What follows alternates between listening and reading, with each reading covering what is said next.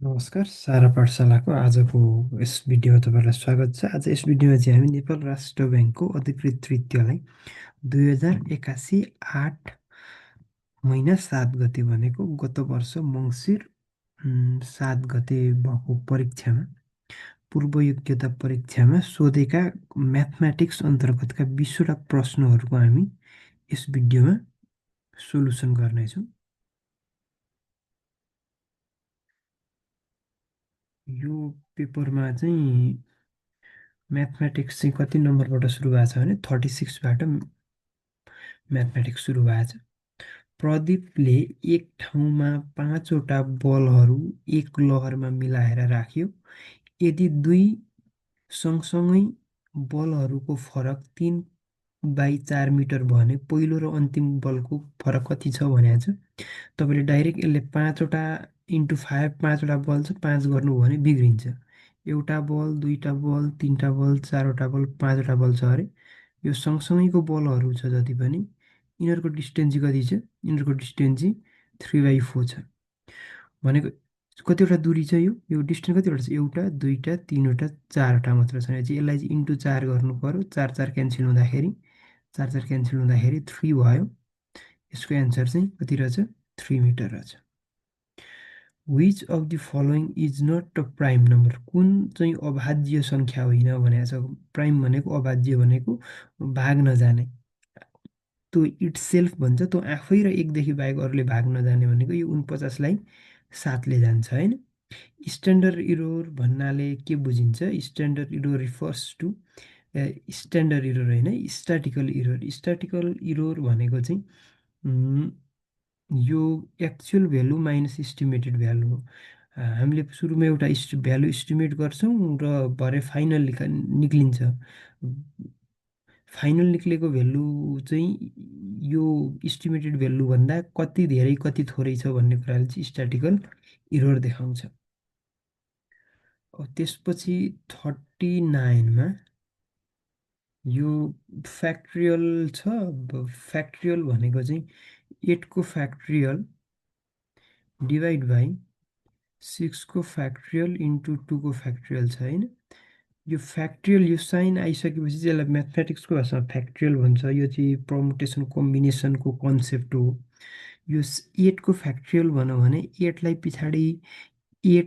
8देखि पछाडि भनेको 8भन्दा साना नम्बरहरू सबै मल्टिप्लाई गर्दै जा भनेको। यो भनेको 8 इन्टु 7 इन्टु 6 इन्टु गर्दै गर्दै 1सम्म जाने भनेको। 6 भयो भने त्यस्तै 6 इन्टु 5 इन्टु। अब यसलाई हामी सर्टकटको लागि चाहिँ के गर्छौँ भने 8 इन्टु 7 इन्टु यहाँ 6को फ्याक्ट्रियलै राख्छौँ किनकि तल 6 छ। डाइरेक्ट काटिदिनको लागि यहाँ 6 फ्याक्ट्रियल भयो इन्टु 2को फ्याक्ट्रियल भनेको 2 इन्टु योभन्दा पछाडिको सानो नम्बर 1।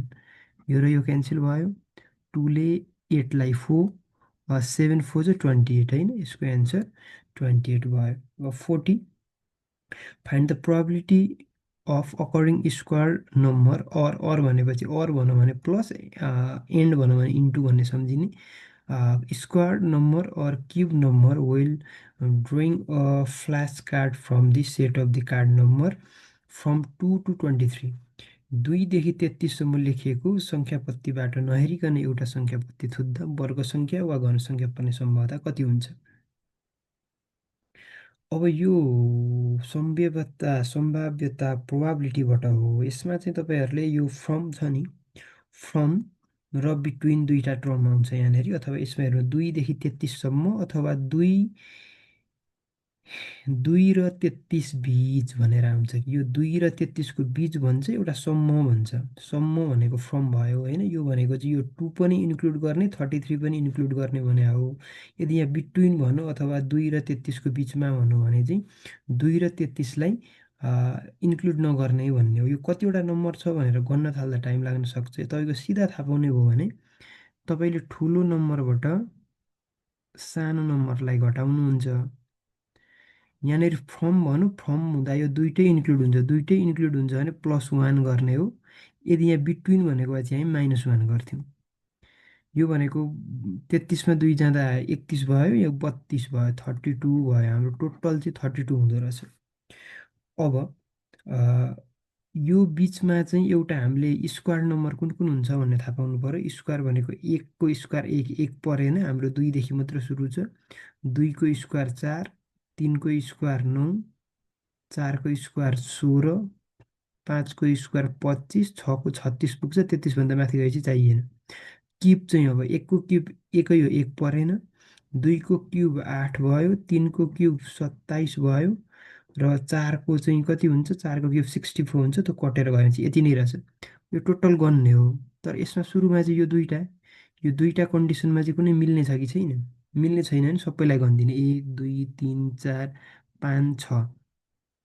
अब यो छ भने डाइरेक्ट तपाईँले 6/32 गर्न सक्नुहुन्छ। यहाँ अर भएको कन्डिसनमा है, यो 36 चाहिँ कसरी भएको भने यसको बेग्लै, यो भनेको 4/32 प्लस अर भनेको प्लस, यो भनेको 2 छ, 2/32। यो दुईटा गरेर चाहिँ यो डाइरेक्ट जोड्दाखेरि 6/32 भएको। यदि यहाँनिर अर नभएर एन्ड हुन्थ्यो भने, अ नभ वा अथवा नभएर र हुन्थ्यो भने चाहिँ यहाँ मल्टिप्लाई हुन्थ्यो फेरि। यो चाहिँ प्रोबेबिलिटीको फर्मुला हो। तपाईँहरूले यसको टपिक, यो सम्भवतः प्रोबेबिलिटी सम्बन्धी चाहिँ टपिकमाथि नै भिडियो बनाउनु पर्छ भने पनि कमेन्ट गर्नु होला, त्यो म बनाउनु छु। अब यसलाई सानो टर्ममा लाँदा 3ले यसलाई दुईचोटि, 32लाई सरी 2ले जान्छ, 2ले 3 चोटि, 2ले 16 चोटि, 3/16 हुने रहेछ। अब 3/16 चाहिँ यसको एन्सर भयो।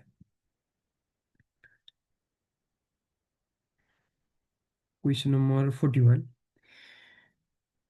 The ratio of age of two brother is 4:3 if the elder brother is 22। दाजु चाहिँ 32 छ अरे, दाजुभाइको दुइटाको चाहिँ रेसियो 4:3 छ अरे। रेसियोलाई हामी जहिले पनि एक्सको टर्ममा राख्छौँ अथवा एबी जुन टर्ममा राख्दा नि हुन्छ। यो दाजुको एज हो, यो भाइको एज हो। अब यहाँनिर दाजुको एज चाहिँ कति दिएछ, 12 दिएछ। दाजुको एज 12 हो भने यहाँबाट एक्सको भेल्यु आउँछ 4ले 3 चोटि। अब यहाँ 3x छ, 3 × 3 हुन्छ, 3 × 3 भनेको 9 भयो। भनेको 41को चाहिँ कान्छो भाइको उमेर चाहिँ कति रहेछ, 9 वर्षका छ। अब यो एकदम सजिलो छ। यो त 2^3x = 4। यो इन्डिसेसबाट हो। इन्डिसेसको रुल्सहरू त तपाईँहरूलाई पक्कै थाहा होला। यो 2^3x = 4 छ। यो 2^3x छ भने यो 4लाई पनि 2को पावरमा राख्ने, यो भनेको 2^2 हुन्छ। अब यो बेस बराबर भइसकेपछि हामी पावरलाई इक्वेल गर्न पाउँछौँ। पावर भनेको 3x = 2 भयो, भनेपछि x = 2/3 भयो। यो 3 चाहिँ डिभाइड भयो, 2/3 यहाँ चाहिँ यो डी चाहिँ यसको एन्सर भयो। अब 2 किलोमिटरको कति प्रतिशत 440 मिटर हुन्छ भनेको छ। प्रतिशत निकाल्नको लागि हामीले कुनको प्रतिशत निकाल्नु पर्ने हो, 440को प्रतिशत निकाल्नु पर्ने हो।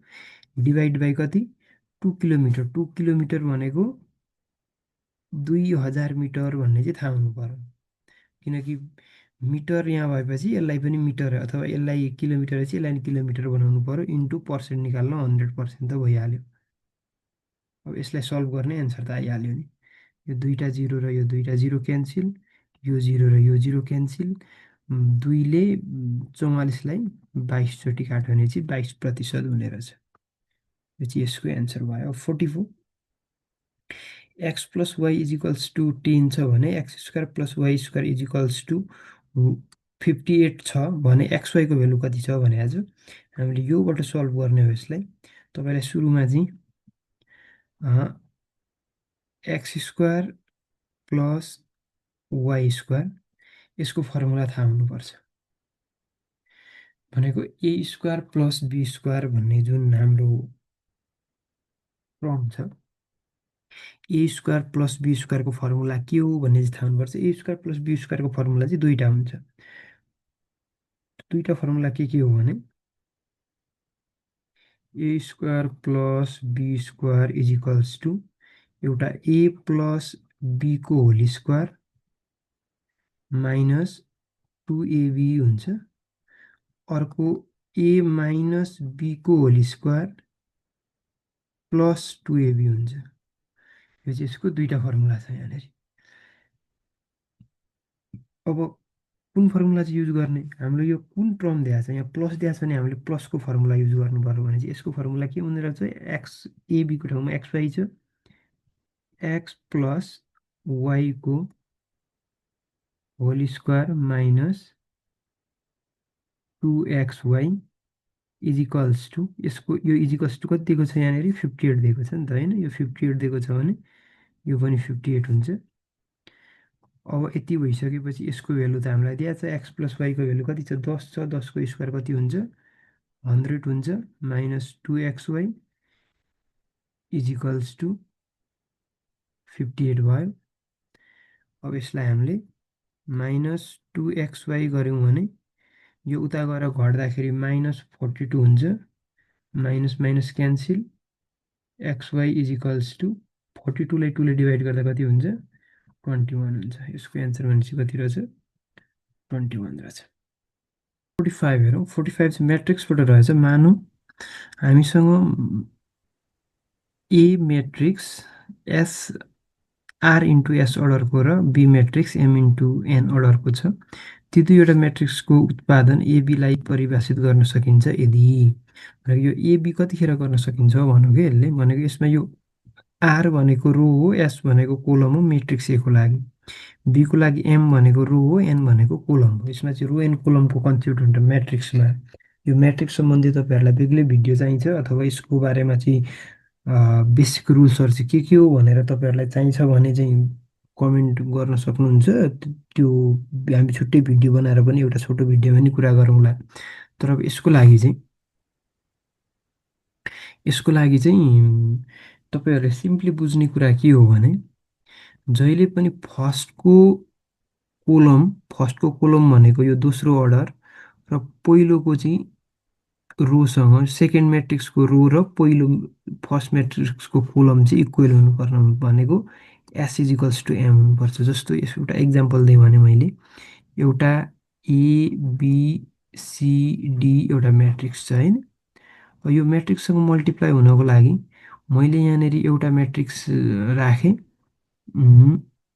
सी र डी मात्र अब यसले पहिलोको रोले दोस्रोको कोलमलाई मल्टिप्लाई गर्ने हो एले सीलाई मल्टिप्लाई गर्छ यो बीलाई मल्टिप्लाई गर्नै छैन कि यहाँनिर तर यो डी चाहिँ यहाँ नभएर यो डी यहाँ भयो भने चाहिँ फेरि यो मल्टिप्लाई हुन्छ यसले पनि यसैलाई गर्ने यसले पनि यसैलाई गर्ने भने पहिलोको रोले सेकेन्डलाई कोलम गर्छ मल्टिप्लाई गर्ने चाहिँ रोजले कोलमलाई हो तर सल्भ हुन चाहिँ मल्टिप्लाई हुन चाहिँ के हुनु पर्यो पहिलोको यो कोलम र दोस्रोको यो रोज चाहिँ बराबर हुनु पर्यो यसरी बराबर भयो भने चाहिँ यो सल्भ हुन्छ त्यसो भए यसको यो कोलम एउटा दुईटा कोलमसँग यसको रोज यो एउटा दुईटा रोज मल्टिप्लाई हुनु के अरे बराबर हुनु पर्यो यसको यो एउटा कोलम र यसको दुईटा रोज बराबर भएन भने चाहिँ भएन त्यस कारणले यसको एन्सर भयो एस इजिकल्स टु एम अब 46 यो चाहिँ डेरिभेटिभ छ f x equals to f x equals to 1/x छ यसको डेरिभेटिभ के हुन्छ भनेको छ अब डेरिभेटिभको मैले एउटा भिडियो यसभन्दा अगाडि नै बनाएर राखिसकेको छु यदि तपाईँहरूलाई डेरिभेटिभमा केही कन्फ्युजन छ भने एकदम सिम्पल कन्सेप्टको रुल्सहरू मात्र छ त्यसमा त्यो भिडियो हेर्नु भने केही तपाईँहरूले जान्नुहुन्छ त्यसपछि यस्ता क्वेसनहरू कलेक्सनको एउटा बेग्लै भिडियो पनि हामी बनाएर त्यसमा डिस्कस गर्न सक्छौँ अब यो सल्भ गर्न चाहिँ यो एक्सको तल हुँदा पावर 1 छ यसलाई माथि लगेर पावर -1 बनाउने अब एफ ड्यास एक्स भनेको चाहिँ यसको डेरिभेटिभ गर्ने हो डेरिभेटिभ गर्दा चाहिँ जहिले पनि पावर अगाडि आउँछ र जुन पावर छ त्यो पावरमा अरू एक घटाउने जुन पावर छ त्यसलाई अगाडि ल्याउने र पावरमा थप एक घटाउने भनेको -1 एक्सको पावर -2 हुन्छ यो भनेको 1 को डिभाइडमा अब यो पावरलाई प्लस बनाउन डिभाइडमा लानु पर्यो माइनस चाहिँ यो 1 को माइनस त छँदैछ भनेको -1/x स्क्वायर हुने रहेछ -1/x स्क्वायर यो चाहिँ यसको एन्सर भयो अब 47 हेरौँ यो 47 तपाईँहरूको क्वेसन मिस्टेक छ यो चाहिँ तपाईँहरूले सल्भ गर्दाखेरि वाईको भेल्यु यो यहीँ हेर्नुभयो भने यो वाइ यो वाइ दुइटै माइनस 2x बाट वाइ घटाउँदा नि 3x बाट वाइ घटाउँदा नि 3 भन्ने चाहिँ हुँदैन। त्यही भएर यसलाई प्लस बनाएर गर्नुभयो भने चाहिँ यो सल्भ हुन्छ। मैले यिनीहरूबाट गर्दाखेरि चाहिँ यो दुइटालाई 2x minus y is equals to 3 x plus y is equals to 3 गरेर गरियो भने यसको के हुन्छ अब यो डाइरेक्ट जोड्दा वाइ वाइ काटिन्छ। यो भनेको 2x प्लस 1x गर्दा 3x हुन्छ। 3x इज इक्वल्स टु यो भनेको 3 6 भयो। त्यसो भए एक्स इज इक्वल्स टु चाहिँ 3ले 6ले डिभाइड गर्दा 2 हुन्छ। x2 भइसकेपछि वाइको भेल्यु कति हुन्छ? वाइको भेल्यु x2 रहेछ हाम्रो। x2 भएको यहाँनिर दुईवटा नम्बर छ यी। अब x2 भइसकेपछि यो एक्सको भेल्यु चाहिँ यो 3मा गएर घटेपछि वाइको भेल्यु आउने हो। वाइको भेल्यु चाहिँ 1 आउने रहेछ भनेको x is equals to 2 y is equals to 1 हुन्छ। तर यहाँ चाहिँ प्लस हुनुपर्छ, यो चाहिँ सम्झिनु। अब यो चाहिँ एक the formula of solving the quadratic equation, जुन क्वाड्रेटिक इक्वेसन सल्भ हुँदैन ए नट इक्वल्स टु 0 भएको कन्डिसनमा यो सल्भ नहुँदा चाहिँ हामी यो फर्मुला गर्छौँ। तर यो फर्मुला अन्त कुन हो भनेर चाहिँ यसले फर्मुला चाहिँ minus b plus minus root under b square minus 4ac divided by 2a हो भनेको यो एकै फर्मुला हो। अब 49मा हेर्ने, 49मा चाहिँ लिनियर प्रोग्रामिङ प्रब्लमको उद्देश्य के हो भन्नु, लिनियर प्रोग्रामिङ प्रब्लमले चाहिँ कुनै पनि फङ्सनहरूको लागि चाहिँ त्यसको कन्स्टेन्ट अनुसार मिनिमाइज अथवा म्याक्सिमाइज गर्ने काम गर्छ। यो बी, यो चाहिँ यसको डिफिनेसन बेस भयो। अब अर्को एउटा पोलिगन भनेको छ। पोलिगनको चाहिँ एउटा पोलिगनको बहुभुजामा 5 साइड छन् भनेको पोलिगन होइन। 5वटा साइड भएपछि त्यसलाई हामी पोलिगन भन्छौँ। पोलिगनको चाहिँ what is the sum of its interior side भनौँ। सम अफ इन्टेरियर साइड भनौँ भने तपाईँले एउटा फर्मुला सम्झिनु होला। सम अफ इन्टेरियर साइड भन्दाखेरि कुनै पनि एङ्गल होस्, हामीले 5वटा साइड भएको होस्, 7वटा साइड भएको होस्, 10वटा साइड भएको होस्, एउटा फर्मुला तपाईँले याद गर्नुभयो भने सबै त्यहाँबाट आउँछ। त्यो भनेको n-2 इन्टु 180 हो। जस्तै त्रिभुज भनौँ भने यो एनको ठाउँमा 3 राख्ने, एन भनेको चाहिँ साइड। चतुर्भुज भयो भने 4 राख्ने होइन। अब यो पञ्चभुज भनौँ भने 5 राख्ने। अर्को 6वटा साइड छ भने 6 राख्ने। त्यस्तै एनमा यहाँ चाहिँ हाम्रो चाहिँ कति छ, एन भनेको चाहिँ हाम्रो 5 छ। 5 माइनस 2 इन्टु 180 अथवा 3 इन्टु 180 भयो भनेको 3 इन्टु 180 भनेको 540 भनेको 540 हुने रहेछ। जस्तै ट्राइङ्गल छ भनेको 3टा साइड होइन, यहाँ 3 माइनस 2 हुन्छ। 3 माइनस 2 इन्टु भनेको 1 हो, इन्टु 180 गर्दा 180। त्रिभुजको 180। चतुर्भुजको 4 राख्दा 4 माइनस 2 2 हुन्छ। 2 इन्टु 180 गर्दा 360 हुन्छ। 4वटा एङ्गल भएको हो 160 हो। त्यसरी यो फर्मुला भन्नु चाहिँ इन्टेरियरको सबैको तपाईँ थाहा पाउनुहुन्छ। तर यहाँ sum of the its interior angles भनौँ, एउटा चाहिँ रेगुलर पोलिगन गरेर एउटा एङ्गल मात्र निकाल भने, रेगुलर भनेको चाहिँ प्रत्येक साइड बराबर भएको, प्रत्येक एङ्गल बराबर भएको भनेको। त्यतिखेर चाहिँ एउटा एउटा मात्र एङ्गल निकाल भन्न सक्छ। एउटा मात्र एङ्गल निकाल भन्नु भने चाहिँ यही फर्मुलालाई एनले डिभाइड गरिदिनु तपाईँले, भनेको n-2 into 180 divide by an हो। जस्तै यसमा चाहिँ हामीले एउटा मात्र एङ्गल निकाल्नु परेको भए यही 540लाई डिभाइड बाई 5 गर्थ्यौँ भनेको। अब 51मा चाहिँ which of the following measure the central tendency would be most suitable to data set have extreme observation भनेको कुनै पनि डेटामा चाहिँ एउटा भेल्यु चाहिँ एकदम टाढा हुन्छ, एकदम सानो अथवा एकदम ठुलो हुन्छ भने त्यतिखेर चाहिँ सेन्ट्रल टेन्डेन्सी निकाल्दा कुन चाहिँ बढी उपयुक्त हुन्छ, सेन्ट्रल टेन्डेन्सीमा सबभन्दा सुइटेबल चाहिँ कुन हुन्छ भने जस्तै एउटा 1 छ, एउटा 2 छ, अर्को 3 छ र अर्को 100 छ भने यो अगाडि ट्याक ट्याक ट्याक सानो सानो छ, यो चाहिँ एकैचोटि ठुलो छ। अब यसमा तपाईँले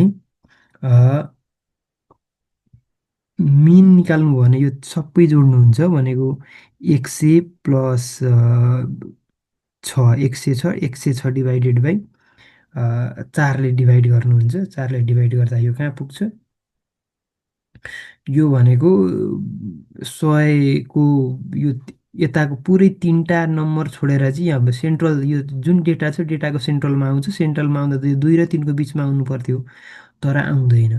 तर तपाईँले यसकै मिडियन निकाल्नु पर्यो भने तपाईँले यो 2.5 त आइटम आउँछ भनेको यो 2 प्लस 3को बिचमा आउँछ भनेपछि सेन्ट्रल टेन्डेन्सी चाहिँ कसले मजाले नाप्ने रहेछ? मिडियनले नाप्ने रहेछ। मिडियन र मोड हो यो रेन्ज र मोड। अब रेन्ज भनेको त सानो टर्म र ठुलो टर्मको डिफ्रेन्ट हो, त्यसले सेन्ट्रल टेन्डेन्सी मजाले नाप्दैन। मोड भनेको चाहिँ सबभन्दा रिपिटेड कुन छ भन्ने हो, रिपिटेड कुन छ भन्ने कुरालाई सेन्ट्रल टेन्डेन्सी एकदम बेस्ट गरी नाप्छ भन्ने नै होइन। एउटा मिडियन अथवा मिन दुईवटा मध्ये एउटा हो, तर मिडियन भन्दा पनि मिन भन्दा पनि मिडियन हो। किन? मिडियनले चाहिँ यसको कहाँ छ भनेर चाहिँ बिच स्थान खोज्ने हो, तर मिडियनले चाहिँ बिच स्थान खोज्ने होइन, पुरै डेटाको चाहिँ यसले मिन खोज्ने हो। त्यही भएर तपाईँले सेन्ट्रल टेन्डेन्सी निकाल्न सबभन्दा उपयुक्त कुन हुन्छ भनौँ भने मिडियन हो, आँखा चिम्लेर। अब 52 52मा चाहिँ अब तपाईँलाई मिडियन निकाल्न भन्नु होइन। अब मिडियन स्कोर भनौँ, मिडियन स्कोरको लागि तपाईँलाई यो जुन डाटा दिएको छ, डाटा दिएकोलाई सुरुमा सानोदेखि ठुलोमा एरेन्ज गर्ने। सानो 70 छ, 70 पछाडि 72 छ, 72 पछाडि 80 छ, 80 पछाडि 85 छ, 85 पछाडि 90 छ। अब यो बिजोड सङ्ख्या छ भने त सबभन्दा बिचको हेर्दा भइहाल्यो, बिचको यही टर्म चाहिँ डाइरेक्ट तपाईँले 80 गरिदिँदा सकिहाल्यो, यसमा टाउको दुखाउनै परेन। यदि जोड टर्म भएको भए चाहिँ दुईवटा टर्मको लाइक प्लस गरेर डिभाइड बाई 2 गर्नु पर्थ्यो। मिन स्क्वायर डेभिएसन फ्रम मिनलाई के भनिन्छ? अब स्ट्यान्डर्ड डेभिएसन अथवा एउटा स्ट्यान्डर्ड डेभिएसन हुन्छ, त्यो डेभिएसन मिन स्क्वायर डेभिएसन भनेको चाहिँ के हो? मिन स्क्वायर डेभिएसन भनेको चाहिँ भेरिएन्स हो। स्ट्याटिकल भाषामा मिन स्क्वायर डेभिएसन भनेको मिनबाट मिन स्क्वायर डेभिएसन निकाल्यो भने त्यो भनेको भेरिएन्स हुन्छ। कोरिलेसन आर सिग्निफिकान्ट हुने अवस्था। सिग्निफिकेन्ट हुने अवस्था भनेको जहाँ PE is equals to probable error हो। यो पिईको भेल्यु चाहिँ पिईको भेल्यु होइन, पिईको अर्थ चाहिँ प्रोबाबल इरोर भन्ने हुन्छ। यो चाहिँ के हो भन्ने कुरा गरौँ यसले। The correlation r is significant if के हुँदा चाहिँ कोरिलेसन कोफिसियन्ट आर सिग्निफिकेन्ट हुन्छ भनौँ। यहाँ अप्सनहरू दिएको छ। अब यो सिग्निफिकेन्ट हुने चाहिँ आर चाहिँ 6 6 टाइम्स अफ प्रोबाबल इरोर भयो भने चाहिँ यो चाहिँ सिग्निफिकेन्ट हुन्छ। यदि 1भन्दा सानो भने चाहिँ यो सिग्निफिकेन्ट हुँदैन। अब बिचको चाहिँ यसको पुरै सिग्निफिकेन्ट होइन तर पार्सियली सिग्निफिकेन्ट हुनसक्छ भन्ने हुन्छ। तपाईँले सिग्निफिकेन्टै हुँदैन भन्यो भने आर लेस देन पिई हो। र सिग्निफिकेन्ट भनौँ भने चाहिँ आर ग्रेटर देन 6 पिई हो। यो दुइटा चाहिँ सम्झिनु होला। यसको एन्सर चाहिँ डी है। यदि यहाँनिर इजन्ट सिग्निफिकेन्ट भनेको भए चाहिँ आर लेस देन पिई हुन्थ्यो। 55 यो म्याथमेटिक्स अन्तर्गतको लास्ट क्वेसन हो। हामीले 36देखि गर्न थालेका थियौँ, हामी 55मा आइपुग्यौँ होइन। यो चाहिँ हाम्रो लास्ट क्वेसन हो। पपुलेसनका सम्पूर्ण वस्तुहरूको सूचीलाई के भनिन्छ? List of all items of a population is known as. एउटा पपुलेसन छ, त्यो पपुलेसनभित्रको चाहिँ सम्पूर्ण आइटम्सहरू, हामीले त्यो पपुलेसनबाट सम्पूर्ण आइटम्सहरू लिन्छौँ। त्यो आइटम्सलाई चाहिँ के भनिन्छ? जुन स्याम्पल साइज भन्छ नि, त्यसलाई चाहिँ हामी स्याम्पलिङ फ्रेम भन्छौँ। कत्रो फ्रेम ल्याएको छौँ हामीले भन्ने कुरा हो। अब पुरै पपुलेसन भनेको पपुलेसन साइज हो, त्यहाँबाट जुन आइटमहरू हामी सम्पूर्ण आइटम लिन्छौँ त्यो चाहिँ स्याम्पलिङ फ्रेम हो। अब यो स्याम्पलिङ फ्रेम र पपुलेसन साइजको लागि स्याम्पलिङ रेसियो भन्ने कुरा हो। अब स्याम्पलिङ युनिट भनेको त कतिवटा स्याम्पल लिन्छ भन्ने कुरा हो। यो डिफ्रेन्ट डिफ्रेन्ट पनि बुझ्नुपर्ने हुन्छ। यो त तपाईँहरूलाई थाहा पनि छ होला। हस् त, आजको भिडियोमा हामीले यति नै गरौँ। तपाईँहरूलाई भिडियो कस्तो लाग्यो प्रतिक्रिया जनाउनु होला। साथै यो त म्याथमेटिकको पार्ट मात्र भयो। यसको सम्पूर्ण क्वेसन नम्बर 1देखि क्वेसन नम्बर 100सम्मैको पनि भिडियो सोल्युसन तपाईँहरूलाई आवश्यक हुन्छ भने त्यहाँ इकोनोमिक्स छ, त्यहाँ कम्प्युटर छ होइन, त्यहाँ करेन्ट एफेयर्सहरूदेखि लिएर म्यानेजमेन्ट पार्टहरू, ब्याङ्किङ पार्टहरूको 100वटा क्वेसन छ। अब यो अस्ति भएको एक्जाममा होइन, जहिले अफिसरमा हुने नि त्यति नै हो। त्यसमा तपाईँहरूलाई त सम्पूर्ण अर्कै भिडियो पनि भए राम्रो हुन्थ्यो भन्ने लाग्छ भने बताउनु होला कमेन्ट बक्समा। म पुरै यी 100वटै क्वेसनको पनि यो 2081 साल मङ्सिर 7 गते भएको परीक्षाको जुन प्रश्नपत्र छ त्यसको सबै पनि सोल्युसनको भिडियो बनाउने छु। अनि यहाँ तपाईँ टेलिग्राम चलाउनुहुन्छ भने चाहिँ हाम्रो टेलिग्राम च्यानल छ, त्यहाँ चाहिँ डिस्कसनको लागि पनि सजिलो हुन्छ। ओल्ड क्वेसनदेखि लिएर नोट्सदेखि लिएर लक्ष्य सम्बन्धी सम्पूर्ण सूचनाहरू पनि त्यहाँ उपलब्ध हुने हुँदा यदि टेलिग्राम चलाउनुहुन्छ भने जोडिनु होला। अहिलेसम्म हाम्रो च्यानललाई सब्सक्राइब गर्नु भएको छैन भने सब्सक्राइब गर्नु होला। भिडियो कतिको उपयोगी छ कमेन्ट गरेर बताउनु होला। र भिडियो मन पर्यो परेन चाहिँ लाइक गरेर जानकारी सूचना दिनु होला, सङ्केत दिनु होला। साथै यो भिडियो चाहिँ तपाईँको नजिकको साथीलाई पनि काम लाग्छ जस्तो लाग्छ भने चाहिँ सेयर गर्नु होला। हस् त, अर्को भिडियोमा भेटौँला।